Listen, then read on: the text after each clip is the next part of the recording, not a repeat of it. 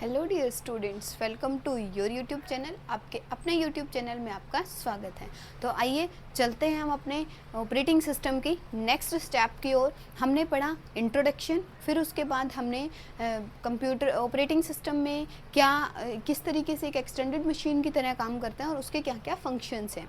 I think आपको ये जो कंसेप्ट है ये समझ आया होगा। अगर प्लीज़ आपने वीडियो नहीं देखी है तो एक बार पीछे जाके वो वीडियो ज़रूर देखें, तभी आपको आगे की जो कंटिन्यू जो भी प्रोसेस है, जो भी टास्क है, वो आपको कम्प्लीटली समझ आएगी। आज हम बात करते हैं evaluation of operating system. Evaluation कैसे हुआ, किस किस, यानी आप इसे बोल सकते हो कि ये आपके लिए क्या है, टाइप्स ऑफ ऑपरेटिंग सिस्टम भी हम इसको कह सकते हैं कि किन किन टाइप्स में आपने ऑपरेटिंग सिस्टम को डिवाइड कर रखा है। सबसे फर्स्ट जो आपका है वो है आपका सीरियल प्रोसेसिंग। सीरियल प्रोसेसिंग में क्या कर रहे हो आप भाई, जब स्टार्टिंग में आपके पास बहुत ही फर्स्ट जो कैलकुलेटर, फर्स्ट जो कंप्यूटर आया था, उसमें क्या था, आपको इनपुट देने के लिए किसका यूज़ करना पड़ता था, पंच कार्ड का। पंच कार्ड की हेल्प से आप अपने कंप्यूटर को इनपुट दे सकते थे, जिससे कि वो आप इसके फ्रंट पैनल के अंदर डायरेक्ट आपको इसके हार्डवेयर पे इनपुट देना था। और वो जो इनपुट था वो आपको कैसे देते थे, सीरियली, एक के बाद एक इंस्ट्रक्शन कंप्लीट हुई, फिर दूसरी, फिर तीसरी, फिर चौथी। हमें जितना भी काम कराना हम सीरियल देंगे, वन बाय वन टास्क को कंप्लीट करेगा। तो उससे हमारा क्या हो रहा था, टाइम भी बहुत ही ज़्यादा कंज्यूम हो रहा था। और इतनी लेटेस्ट हमारी मशीन नहीं बन पाई थी, क्योंकि इसके फ्रंट पैनल में बहुत ज़्यादा लाइट्स कंज्यूम हो रही थी। पंच कार्ड से इनपुट देने में हमें सीरियल प्रोसेसिंग में बहुत सी प्रॉब्लम आई। तो उस पर जब हमने थोड़ा सा अपडेट्स किया, थोड़ा सा इवैल्यूएशन परफॉर्म किया, और हम लेके आए बैच प्रोसेसिंग को। बैच प्रोसेसिंग में क्या करते हैं हम, बैच प्रोसेसिंग के अंदर हम सेटअप करते हैं सिमिलर टाइप्स की जॉब्स का। Setup similar types of jobs, बहुत जो सिमिलर टाइप्स के जॉब्स हैं उनका एक सेटअप करते हैं, उनका एक ग्रुप बनाते हैं, और उस ग्रुप को, उस कंटिन्यूस ग्रुप को रन किया जाता है। जैसे देखिए, अगर एक स्टूडेंट को एक टीचर पढ़ाएगा तो आपको कितने ज़्यादा टाइम लग जाएगा उस टीचर को पूरी क्लास के स्टूडेंट्स को पढ़ाने के लिए। लेकिन अगर आप बैच प्रोसेसिंग का यूज़ करते हो कि आपने जो सिमिलर टाइप के जो भी स्टूडेंट्स थे जिनको इसकी ऑपरेटिंग सिस्टम की क्लास लेनी थी, हमने क्या किया, उनका एक ग्रुप बनाया, उनको एक क्लास के अंदर रखा और उस पूरी क्लास को लेक्चर डिलीवर करवा दिया उस टीचर के द्वारा। दैट मीन्स उसमें क्या हुआ कि एक साथ सबको जो है एक बैच में, ग्रुप के अंदर वो जा रहे हैं, लेकिन फिर भी प्रोसेसिंग तो आपकी वैसे ही हो रही थी वन बाय वन। लेकिन ये है कि आपको आइडियली सिट नहीं बैठना कि एक काम कंप्लीट हो गया, बहुत देर तक बैठे हो, आगे हमें पता ही नहीं है कि वो फ्री हो गया सीपीयू, जब फ्री होगा तो आप जाएंगे, ऐसा नहीं है।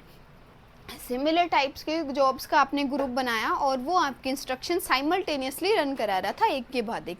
नोटबुक चेक करनी है टीचर को तो वन बाय वन ही करेगा। ऐसा तो नहीं है कि सबके नोटबुक को एक साथ ही ऐसे टिक टिक टिक टिक ऐसे तो चेक नहीं हो सकती, वन बाय वन। लेकिन वो एक बैच के अंदर है, वो बहुत काम जल्दी हो जाएगा कंपैरेटिवली। अगर आप बैठा हुआ टीचर, एक स्टूडेंट आ रहा है, फिर दूसरा आ रहा है, फिर तीसरा आ रहा है, उसके कंपैरेटिवली, ठीक है। नेक्स्ट इवैल्यूएशन इसके अंदर आया मल्टी प्रोग्रामिंग। मल्टी प्रोग्रामिंग का जो कॉन्सेप्ट है, इसके अंदर जो भी लिमिटेशंस थी कि आपका सीपीयू जो है फ्री बैठ रहा है, इसके अंदर आपकी जॉब सीक्वेंसिंग को इंट्रोड्यूस किया गया। जॉब सीक्वेंसिंग क्या है कि आपको सीक्वेंस से आपकी जॉब्स को, टास्क को परफॉर्म कराना है one by one.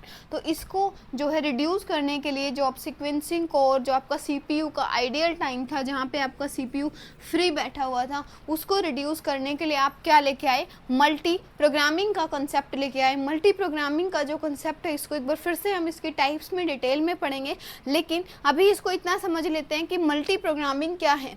Multi programming इसकी एडवांटेजेस को, इसकी जो डिसएडवांटेजेस है उनको रिमूव करता है, और ये आपको स्पूलिंग प्लस बफरिंग प्रोवाइड कराता है। स्पूलिंग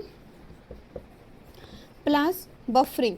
बफरिंग और स्पूलिंग की फंक्शनैलिटीज़ क्या है बेटा, देखो, spooling simultaneous peripheral operation on line, एक ही लाइन पे जो भी simultaneously one by one पेरिफेरियल्स operation चल रहे हैं उनको परफॉर्म कराना है। प्लस में बफरिंग, यानी एक बफर आपके पास स्टोर है, आपके पास एक डाटा जो है वो आपके पास स्टोर है जिसको आप रन करा रहे हो। जैसे ही आपकी एक प्रोसेस है P1, ये आपकी प्रोसेस है P1, ये एग्जीक्यूट हो रही है, ये इनपुट आउटपुट रिसोर्सेज लेने के लिए चली गई, तो आपने आपका जो सीपीयू है उसको आइडियली फ्री बैठाने की बजाय आप क्या करोगे, उसको P2 अलॉट करा दोगे, और P2 अपना काम कर लेगी जब तक ये इनपुट आउटपुट का काम करके वापस इसके अंदर नहीं आ जाती, प्रोसेसिंग के लिए रेडी नहीं हो जाती।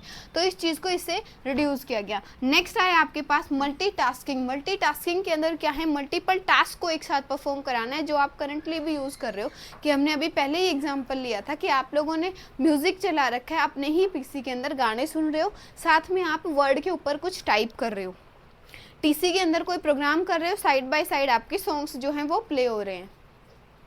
या आप एक साथ मल्टीपल टैब को ओपन कर लेते हैं कि कभी आपको वर्ड में स्विच करना है, कभी नोटपैड में स्विच करना है, कभी प्रेजेंटेशन बनानी है। तो आपके पास जो मल्टीपल टास्क है एक साथ पैरेलली परफॉर्म हो रही है। एक्चुअली हमें लगता है कि वो सारे टास्क जो है एक साथ कंटिन्यूसली रन करा रहा है, लेकिन प्रोसेसर एक है, वो उनको राउंड रॉबिन शेड्यूलिंग से रन कराता है। थोड़े थोड़े टाइम स्लॉट्स उनको एक्वायर देता है, जो कि यूज़र को पता नहीं चलता, क्योंकि आपके जो CPU की स्पीड है ना, वो CPU की स्पीड बहुत ही हाई है एज कम्पेयर टू जो आपके इनपुट आउटपुट डिवाइसेस की जो स्पीड है। मिली सेकेंड्स में वर्क कर देता है, जिसमें कि आप सोच नहीं पाते तब तक, तो आपको लगता है कि दोनों चीज़ें साथ साथ चल रही है। That thing is known as multitasking. ये जो है इसको हम डिटेल में पढ़ेंगे जब हम इसके टाइप्स को इन डिटेल में 1 बाय 1 स्टडी करेंगे। उसके अंदर अभी हमने इसको इवैल्यूएशन में सीखा कि किस तरीके से हमारा ऑपरेटिंग सिस्टम जो है ऐसा बन गया। भाई पहले का जो ऑपरेटिंग सिस्टम आया था वो सिर्फ ये कहता था कि आपको हार्डवेयर पे काम कराना है तो पंच कार्ड से इनपुट दो, लाइट्स दो, फ्रंट पैनल पे वर्क परफॉर्म कराओ। फिर आया तो आपने बैच बनाया, एक जैसे टास्क के बैच को रन करा रहे हो। उसके बाद अगर आपके पास आ रहा है तो उसके अंदर आप क्या कर रहे हो, मल्टी प्रोग्रामिंग का कॉन्सेप्ट लेके आए, मल्टीपल्स प्रोग्राम को रन करा रहे हो, फिर मल्टी टास्किंग आपके पास एग्जिस्ट हो रहा है। ठीक है, तो यही था आपका इवैल्यूएशन ऑफ ऑपरेटिंग सिस्टम। ठीक है, आई थिंक आपको वीडियो पसंद आया होगा। अगर आपको वीडियो पसंद आया है तो प्लीज़ इसको लाइक करें, चैनल को सब्सक्राइब करें और अपने फ्रेंड्स के साथ भी शेयर कर देना। Thank you so much.